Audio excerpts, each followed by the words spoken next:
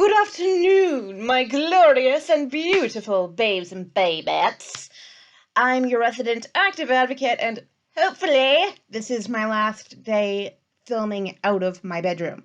Can't decide whether the lighting is any better or worse than yesterday, or the same, but this doesn't look too good, so hopefully we'll be back to our normal time and place on Monday. Today is Friday, and I take weekends off, so we don't have to worry about Saturday or Sunday. However, today, I would like to continue on with y'all with the UNDRIP, the United Nations Declaration on the Rights of Indigenous Peoples, which is very, very pretty. And we left off yesterday, maximizing my document, on Article 22. Yes. Okay, so, shall we roll on? Article 22. 1. Okay, because this one's broken down, like most of them are. Article 22, 1. Particular attention shall be paid to the rights and special needs of Indigenous elders, women, youth, children, and persons with disabilities in the implementation of this declaration. We were talking about this yesterday with the idea of vulnerable populations within vulnerable populations, all right? So, Indigenous peoples in Canada have not been treated well. Indigenous peoples in America have not been treated well. This, what I'm reading right now, seems to me like a kind of subsidiary document to the Truth and Reconciliation Commission, but I think that the two are kind of meant to prop one another up and, support one another's MO, shall we say, modus operandi, method of operations for just how they do things and how they hope to change Canadian and possibly even American society. Because the Truth and Reconciliation Commission is a specifically Canadian document, but all of this stuff, or most of it, applies to America as well. All you would have to do is change a little bit of the language, like crown to parliament, or provinces and territories to states. All of the same arguments apply between countries, though, I think. So, in terms of this one, vulnerable populations within vulnerable populations. That's vulnerability squared. That's not how you make a square. That's how you make a square. But that's not good. And we need to be mindful of the fact that we have largely ignored the needs of vulnerable populations even within the majority culture, says the white chick. So what do you think is going to happen within minority cultures, races, particularly intrinsic qualities that can get you a bad rap? If you combine those, A, that's called intersectionality, and it's not a bad thing. B, a lot of people consider it a bad thing, so it's not going to go very well unless we specifically address the wrongs that have been done to the various populations named here, as well as to Indigenous people throughout North American history. This also applies to Mexico, by the way, but I don't know how things work down there, to be honest. All right.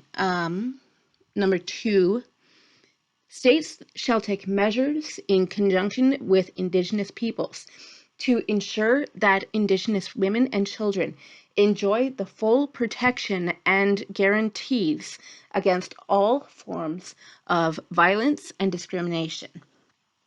Can we talk for a hot minute? Can we talk about the MMIWs? That stands for Missing and Murdered Indigenous Women, okay? This is a really big problem in Canada's western provinces. I don't know where this is a problem in America. It's a big problem throughout all of Canada, but you mostly hear about it happening in British Columbia. Missing and Murdered Indigenous Women. They are their own category of criminality, basically, because, again, very vulnerable population already, and then no one seems to care, and I'm addressing the police forces directly right now, and the politicians. No one seems to care when people go missing, end up murdered.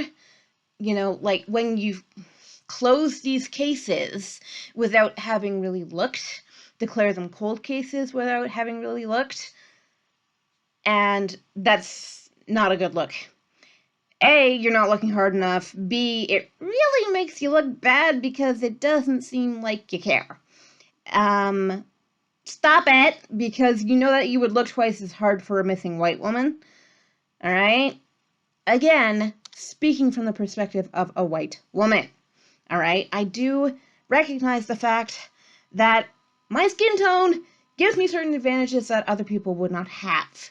People without this skin tone. Now, okay, even for whites, I am ridiculously white. Wish I had more of a tan, but that's beside the point. The point is, I don't necessarily have to go out at night and worry about it. I am probably not going to go unaccompanied, but that statement goes double and triple for people living in Indigenous communities, even men living in Indigenous communities, but especially for women and children. Child trafficking is not a thing that is unknown in Canada, and of course, women trafficking is not a thing that is unknown in Canada. We like to think, as Canadians, we are above these things, and racism was over when X happened, whatever particular instance you want to point to. Or in America, shall we point to, racism ended when they elected Obama. That's not true, okay? Do not believe these lies. Do not believe these lies, because if you do, it will make you complacent, and complacency is dangerous. All right? We need to work as a collective to end racism, which sounds like a very aspirational goal, which many people would say is literally impossible. I would like to have more faith in humanity than to think it's impossible, though. All right? But I'm a humanist as well as an idealist. So that's my stance on that one. But we need to take care of the people we have refused to take care of thus far. All right? We owe it to them, quite frankly. Next. Article 23. Indigenous peoples have the right to determine and develop priorities and strategies for exercising their right to development.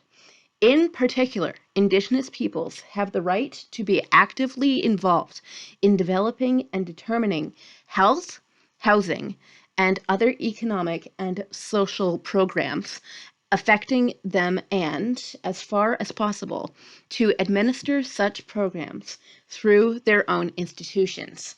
We've talked about this before. There are the Western ways of doing things, and I put that in quotation marks because there is no such thing as the West, okay? I'll explain what I mean by that in a minute, but the dichotomy that we put up between, say, Western medicine, as some people might colloquially call it, like scientifically supported medicine, versus traditional medicine, A, that's not quite as large a dichotomy as you might think. B, recognition has to be put on the fact that modern science does get a lot of what it has now from systems that worked in the past. We have certainly developed them through the use of the scientific method, through trial and error, in other words, basically. But you all know what aspirin is, right? Aspirin, it's a blood thinner. It's also a very common painkiller. Indigenous people had a variant of aspirin before we even got here. It was actually taken from the extract of willow bark. So a lot of the medicine that we have even now is still plant-based, or at least based on the general formulas or formulae that existed not only on this continent, but with Indigenous peoples in general throughout the world. We would look to what worked for them as well, and on a more Western scientific basis, try to implement these methods. Indigenous peoples have the right to stick to the methods that worked for them for the past 10 to 12,000 years, okay? They also have the right to modern medicine, or what we would consider modern medicine. I don't know whether I could really say that there's any such thing, because to say modern means that later from now it will be postmodern, but that's not actually true. Medicine and science, these are never-ending fields, okay? The more we find out, the more we find out we have to find out. And that's the whole paradox of knowledge, quite frankly.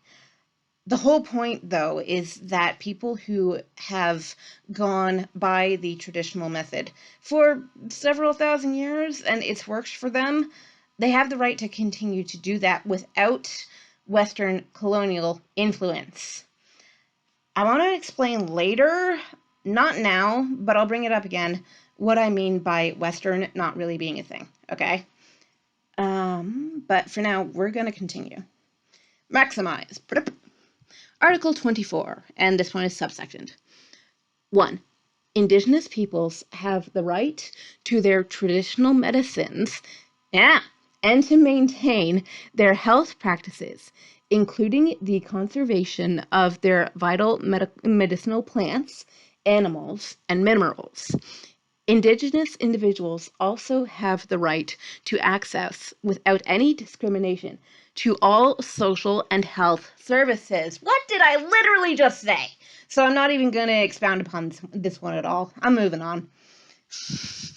Hey, this thing's reading my mind. Woohoo. No, by the way, I did not read this in advance. 2. Indigenous individuals have an equal right to the enjoyment of the highest attainable standard of physical and mental health. Yes. States shall take the necessary steps with a view to achieving progressively the full realization of this right. Okay, here's where I want to talk about where the West has done them dirty. The West, okay? The colonizers came in, guns a-blazing, quite literally, with weapons, with alcohol, and nowadays with shitty food like McDonald's, okay? As I have said several times, the people on this continent, I'm talking about evolution, don't go crazy. The people on this continent evolved independently of the rest of the world, okay? We Europeans did not even know that this continent existed until, I think, the 1200s. So it's been a while, okay? I grant you that it's been 800 years since then. However, what was going on before then? Lots, okay? There was plenty of time for cultures, religions, languages, peoples, traditions, medicines, in this case, to develop along with the people who used the resources of this continent, okay? This continent is very rich in medicinal herbs, in plants in general, in diverse animal life, and you know the whole stereotype about using every part of the animal. I don't know whether that's actually true, but I imagine that it is, because one thing that Indigenous people did not tend to practice before we got here was the sin of waste. I am not partial to waste myself, okay? And I'm not going to get on a high horse and say it's because there's so many people who go without. That's not actually my reason. My reason for not wanting to waste stuff is because I feel bad doing it, okay? Quite frankly. And I think it's stupid. So waste not, want not is a term that I tend to live by. I didn't actually, we weren't poor. I was not poor growing up by any means whatsoever. But we didn't have, the gigantic Christmas where everyone got their own TV, that kind of thing. We weren't that kind of family. We are, firmly middle class. So waste not, want not was more or less drilled into us. we didn't exactly have the resources to waste. Again, I was not poor, and I knew a lot of kids at my elementary school who were much worse off than I was. But even then, it's like, wow, look at the gap, Like, I did have a friend. I went over to his house a few times, and he was poor, okay? He was legitimately poor. And there were a lot of middle to lower income kids who went to my elementary school. Not as much at my high school and not as much at my university as far as I saw. But yeah, my elementary school itself was kind of poor. So when I look at people who have noticeably less than I do, by the way, let's go back to the clean water example. I don't actually have my water bottle with me, but okay. When you don't even have access to clean water because of how poor the government has made you, I'm not going to say because of how poor you are, because that puts the onus on the wrong party here. That's a problem. And that's a problem we need to address as a collective. All right? Continuing. Good Lord. Maximize. All right. Yeah, okay. Okay, I just read that. Cool. Article 25. Indigenous peoples have the right to maintain and strengthen their distinctive spiritual relationship with their traditionally owned or otherwise occupied and used lands, territories, waters, and coastal seas, and other resources, and to uphold their responsibilities to future generations in this regard. Good God. Okay. Talking of reserves, okay? Reserves in Canada, reservations in America. It just depends on where you are in English-speaking North America. But, so we took all of their land, and as I said yesterday, there were nations, and there still are nations, that do not actually lay proper land claims as Europeans would recognize as proper land claims, because you can't own your mother, is the philosophy they live by in that regard. But regardless of whether they laid proper land claims or not, we took the land that they lived on and we basically forced them onto this crappy chunk of land that no one really wants.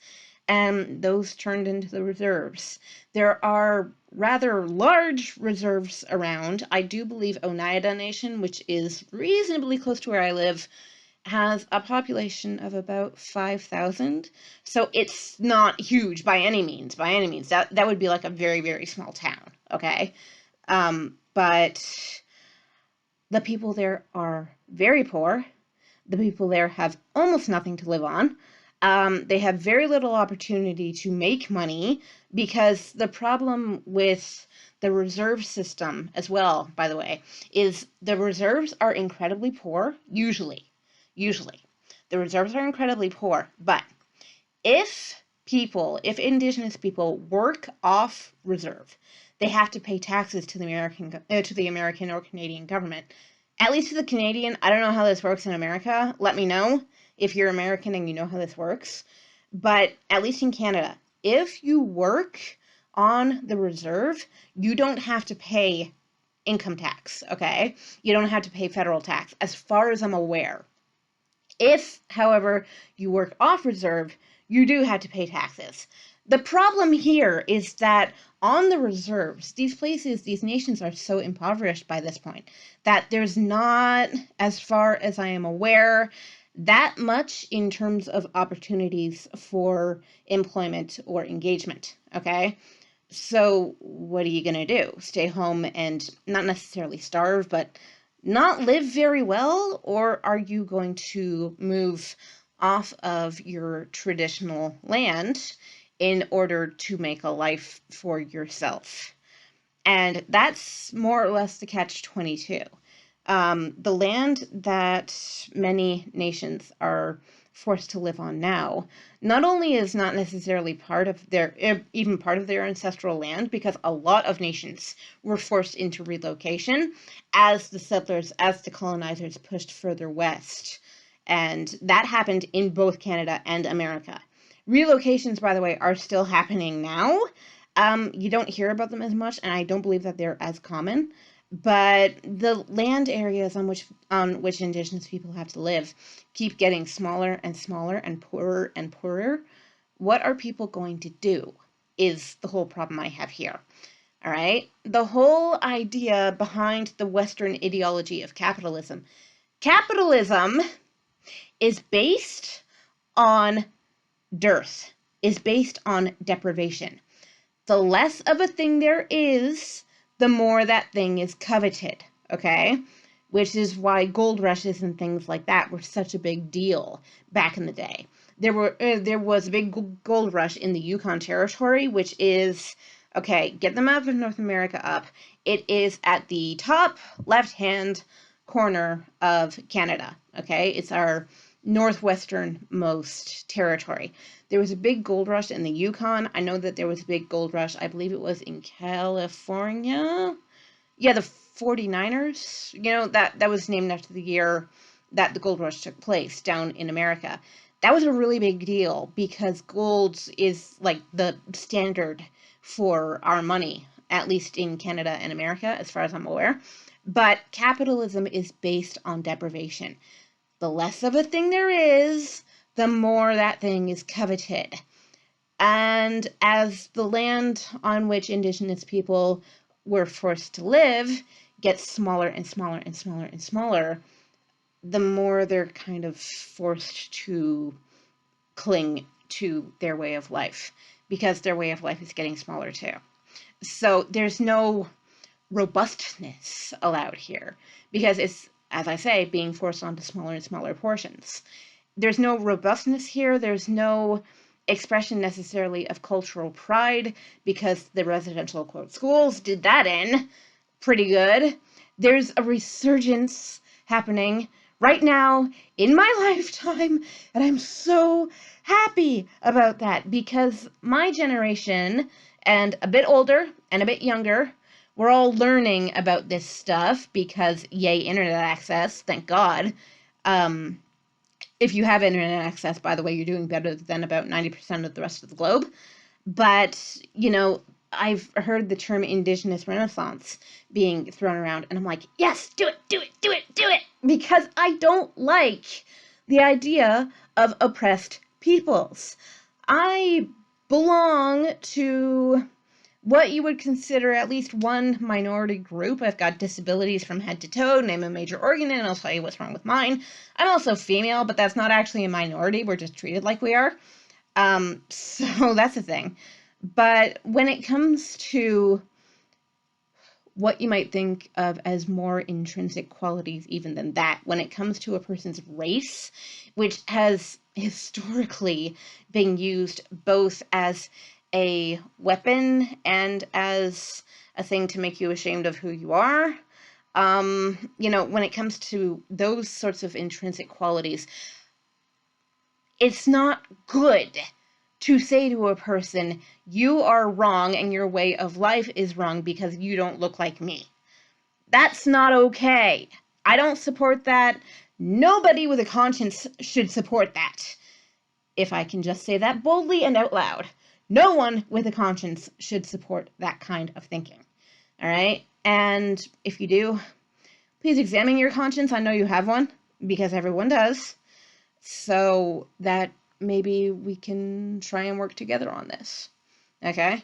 If anything whatsoever I can say can convince anyone to do anything positive in terms of change, 2 thumbs up, I've done my job. If I can't convince you, but I can still make you think, 2 thumbs up, I've done my job. You know? I know that I don't have the power as a single individual to change the world, but that's not the point. This is why I keep talking about we need to do this as a collective, because that's the only way we're going to get shit done, right? You can't rely on the government. They don't care, for one thing. For another, you can't rely on religion. They're part of the problem. I'm sorry, they are. I'm not an atheist, but the Catholic Church, predominantly in Canada, was the one that ran the residential schools. So in this case, yeah, they're part of the problem. And they don't really seem to care. Yeah, going back to that whole idea of all the bodies, found around the different residential schools throughout Canada, there's literally nothing being done about that right now. At least not in the dominant culture. I would have to talk to a few of my Indigenous friends to see what's being done about that within the communities themselves. But I don't know. I haven't been getting any news. And in some ways, I don't have the ignominy to ask, because this is not my history. This is not my people, you know? So it's like, you know, I want to help make things better, but at the same time, I don't want to get in the way of people who know what they're doing way better than I do, not to mention people who have suffered way more than I could ever even dream of suffering. You know, it's not fair to put myself on a pedestal and say, I know everything, listen to me. I don't know everything, don't listen to me. Go listen to people who have actually experienced this shit. So people who live on reserves right now, or people who live in poverty right now, or, God forbid, the survivors of the residential school system, right? Because I would love to amplify those voices if I can. As I say very often, for any residential school survivors who are listening to this, get louder! Thank you. Please, and thank you. Because I would love to hear from you, and the world needs to hear from you. Especially right now, because Canada is going through a very unnecessary federal election. Ooh, boy. Okay, so that's my video for today, and I know it was a little bit scattered. Sorry, not sorry. I tend to go off on these monologues, as we are all very well aware at this point. As I say, I take weekends off, and today is Friday. So I'll see y'all on Monday, and I hope that I am back in my usual setting, because this looks like shit! Alright, I'll see y'all later. Have a lovely, wonderful day, and get louder! Okay, thank you. Goodbye. Mwah.